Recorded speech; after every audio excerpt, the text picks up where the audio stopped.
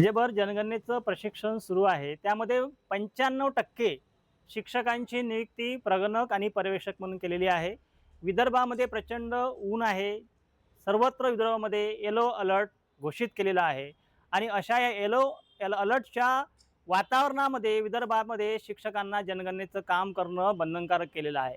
सोबतच या जनगणनेच्या कामामध्ये ज्यांच्याकडे Android 12 हे अपडेटेड सॉफ्टवेअर असेल त्याच मोबाईलमध्ये जनगणनेचा HLO ॲप लोड होतो, अन्यथा तो जो ॲप आहे लोड होत नाही. मग अशा शिक्षकांनी काय करायचं? यामध्ये मोठ्या प्रमाणामध्ये अल्पशा वेतनावर काम करणारे अंशतः अनुदानित शिक्षक आहे की ज्यांच्याकडे आर्थिक तरतूद नाही आहे, पैसा नाही आहे. मग त्यांनी Android 12 हे सॉफ्टवेअर जे आहे हे विकत कुठून घ्यायचं?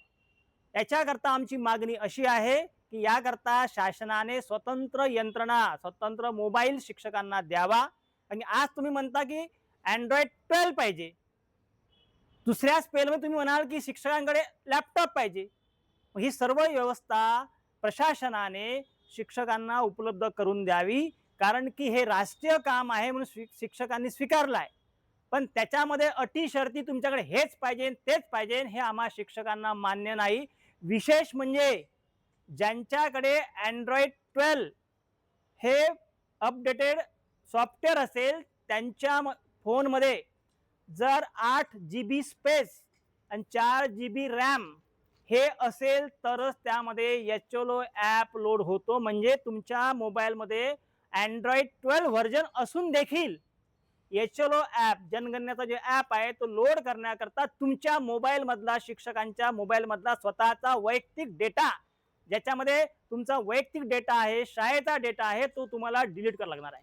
म्हणजे तुम्ही आपल्या वैयक्तिक मालमत्तेवर गदा आणून त्यातला डेटा डिलीट करून शासनाचा जनगणनेचा HLO ॲप लोड करणे हे कदापि खपवून घेणार नाही. शिक्षकावर हे अन्यायकारक आहे.